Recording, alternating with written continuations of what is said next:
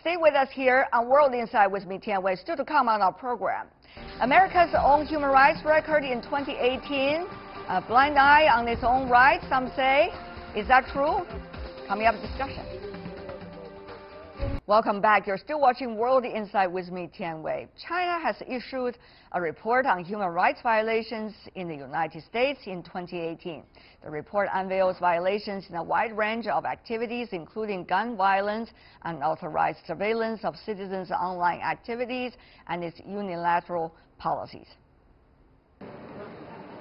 Pointing fingers at over 190 countries, but turning a blind eye toward human rights violations on its own soil. That's according to the Human Rights Record of the United States in 2018, a report released by China on Thursday.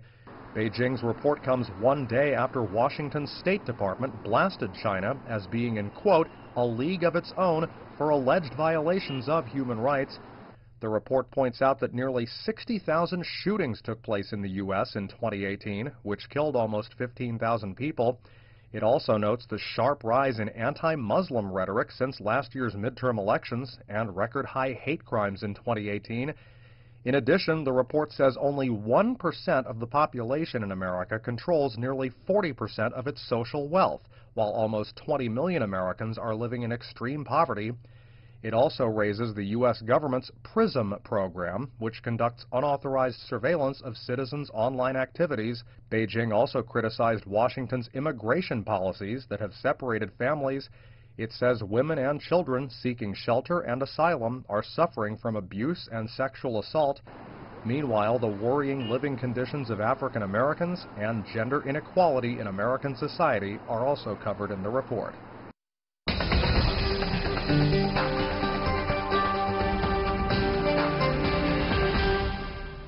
For more discussion on the human rights issue around the world, we're now joined in our Beijing studio Liu Huawen, who is the Executive Director of the Center for Human Rights of the Chinese Academy of Social Sciences. Welcome, sir. Also joining us in Beijing studio, Rick Dunham, Co-Director of Global Business Journalism at Tsinghua University.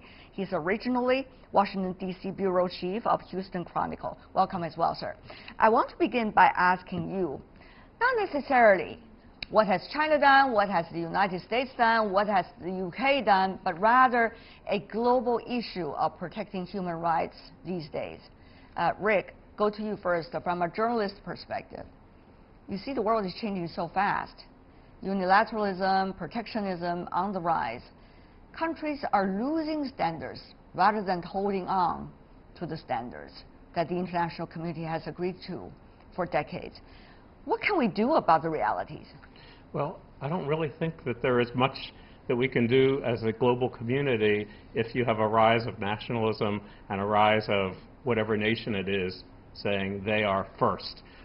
Because so many nations say that what is done within their borders is not the business of anyone else. It's a domestic concern. And so I think that what we can do is try to have some global standards and call nations out when they do things wrong, no matter what, no matter if it's our own nation or if it's another nation. But Mr. Liu, on the other hand, will this global system of protection human rights evolving into something like, well, I protect the human rights within my border. I don't care whether you have human rights or not anymore. Will a system evolve in that direction? Will that cause concern, at least if that is the direction?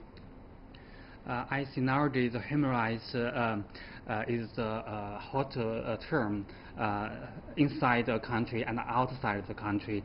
Last year, the United Nations and so many countries celebrated 70th anniversary of the UN Universal Declaration of Human Rights. That means we have international standards, we have the common purposes, and how to do that? I remember that the General Secretary of the UN gave a speech in the Human Rights Council UN. He said, today the world is more uncertain and more dangerous for human rights realization. With this as background, I see the states, the peoples around the world should be united, should work together. Well, should there be a lot of should, but actually it's not, right? And that's the issue here. So Rick, to you, I mean, if you think about the geopolitics now has become such a priority for a lot of countries that is much more than the other issues. And as a result, how can we avoid the pitfalls of the Cold War in terms of protecting human rights around the world, whether it's McCarthyism or some of the other issues in the former Soviet bloc? Yes, I think the first thing is speak truth to power. Talk about, I mean, yes, there are United Nations standards. If you see violations and have evidence, speak up. Let the people you're accusing, the country you're accusing, defend itself. But I think that's the only way you can do it. I mean, you have to have unanimity in the United Nations to get almost anything done. And so if you fall into that Cold War dichotomy, somebody's going to veto it. United States, Russia, China. So you have to figure out ways to get as much agreement as possible. But then if there's disagreement, you call the other side out. That's what happened today. The United States had its own report from the Secretary of State's office, and then China responded with an attack on the United States. And as a result? As a result, the issues are out there, and we're talking about them. Mr. Liu, about that too. There are what some call different ways of understanding human rights. For example, the so-called rights of existence, that has been China's basic standard to begin with, because China is a developing country, and China argues that as long as the right of existence is being respected, then there will be other kinds of human rights that can be achieved on top of this. But there are other standards in other countries. It's just a matter of fact. Therefore, Mr. Liu, can we use different systems of understanding human rights as a way of talking across to each other, rather talking to each other? I see we have the common goals, but all roads lead to Rome. So the way to implement, to realize human rights could be different. So the development levels are quite different. So the different countries should have their own methods, their own way to improve human rights. Meanwhile, today, much more than before, it's quite necessary for all the countries to work together to face the challenges. So when we say that there are some negative trends, but always there is also opportunities. Right. I like your philosophical way of putting it, but there are some concrete issues we have to face. Rick, for example, the new technologies. It provides the opportunity for all of us to prosper and communicate, and it's beautiful. But on the other hand, it also provides opportunities for different kinds of levels of entities to have information about individuals in the society that the individuals are not aware of. Or eventually could work against the individual, even though the individual is totally doing illegal things. So that is the issue here. That is a human rights issue between an individual and governments and business community. That kinds of human rights, decades ago, was not the issue, but now it is increasingly so. Technology and privacy are going to be, but technology, privacy are going to be great human rights issues of the next several decades. So much technology is being built for security that can be used to collect information, whether it's Google or the Chinese government. And we just have to decide where the limits are. Well, we have also some interesting news. It's not just about whether the rights of existence, but also the shared rights of having access to public services. For example, education. Recently, the biggest news coming out of the United States is dozens of people were charged in a U.S. college admission scam. Officials say that the scam started in 2011 and that a total of $25 million were paid by wealthy parents to have their children admitted to elite schools like Yale and Stanford. Among those charged are 3 scam organizers, 33 parents, 9 coaches, and 1 college administrator. Now, Yale University and University of Southern California both are well recognized around the world, said in separate statements that they were cooperating with the investigators about this. The scandal is causing anger and shock among students of different nationalities. Now, those two universities are well respected and still today. But the question really is, this is only just one scandal in the United States, but that could be also issues facing around the world, whether people have real, fair access to all the public goods.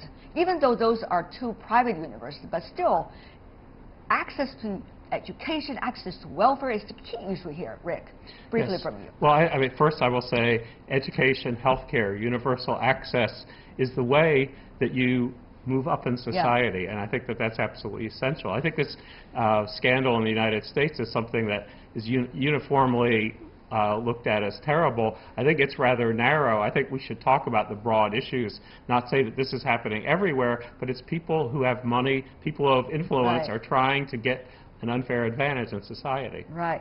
A lot of issues related to human rights that we would not have time to comb through for today's discussion, but I'm sure we'll be able to, we hope, be able to deal with them on the time being for the future. Thank you so much for the two of you for being with us. Liu Huawen coming from China and Rick Dunham from the United States. Really appreciate gentlemen for being with us. Stay with us here on World Insight. We'll be back with an exclusive interview on reform to China's foreign investment rules after this short break. Welcome back. You're still watching World Insight with me, Tian Wei. Earlier, I interviewed Zhang Mao, the Minister of the State Administration for Market Regulation from China. His department has streamlined access for foreign investors in China with one-stop shop. He's also saying that there is more than a silver lining to negotiations between China and the U.S. It's an opportunity to work on previous practices to better fit China into the global system. This is Ian.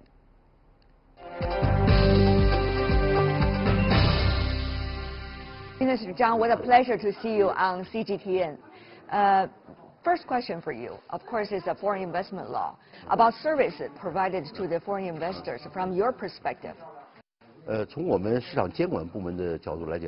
the perspective of our Market Supervision Department, the major services we provide to investors have to do with the ease of accessing the market.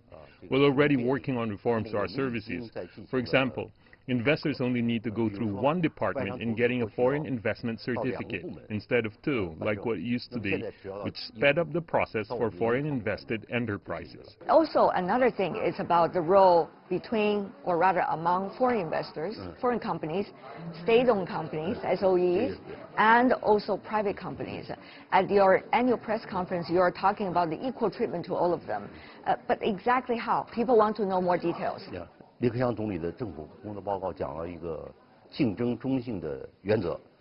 government work report delivered by Premier Li Keqiang has stressed the principle of competitive neutrality, which requires fair supervision.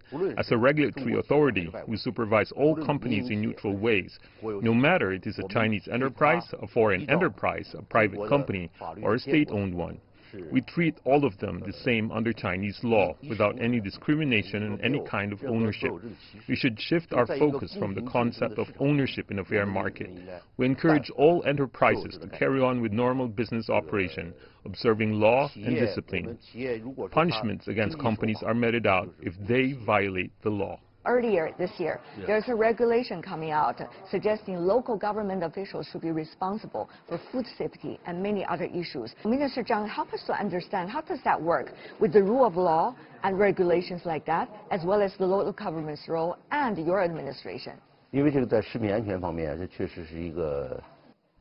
Food safety is very important, a priority of our organization. It is necessary to ensure food security for people. The central government seeks to improve food security among regional party and government leadership, which is the same as we had before, and carry out the requirements of our food safety law, because regional party and government leaders are responsible for policies in our country. The central government is usually working on the standards, but the supervision needs the efforts of local leaders. Although we have lower-level market supervision departments, they are supervised by local party committees and the government. Therefore, the local party committees and governments should assume responsibility for food safety, which will help curb food safety problems and motivate them to work on it. In 2018, your administration for market regulation established. People wonder, how do you, in the new year, going to be able to allocate all your resources and focus to find the right way on the regulation part and also to make sure eventually the safety and many other issues related? I think the main problem of this institutional reform is to solve problems of gaps, duplication, overlap issues, and unclear duties of the market supervision and law enforcement in the past. The integration of market regulators is mainly solving the problem of comprehensive law enforcement and supervision. This is one side of the issue. On the other hand, institutional reform requires changes in the functions of the government. Our government has intervened too much in the microeconomy, which makes changes a long-term task. Although the institutions have been combined, it's still a huge responsibility for us to transform governmental functions.